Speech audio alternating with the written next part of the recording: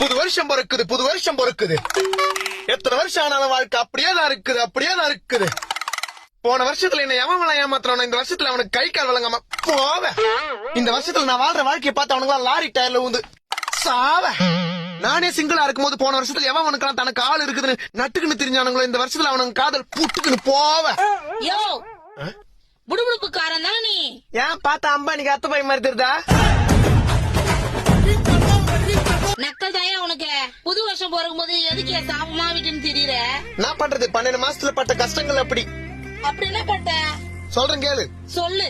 வருஷம் ஆரம்பிக்கும் போது எல்லாரையும் நம்பு. ஆ, அப்பதான் வாழ்க்கையில வரும் தெம்பு. நீ எவனோ ஜனவரி மாசத்துல ஜன்னி வந்தவன் எவனோ சொன்னான். அப்புறம் என்ன ஆச்சு?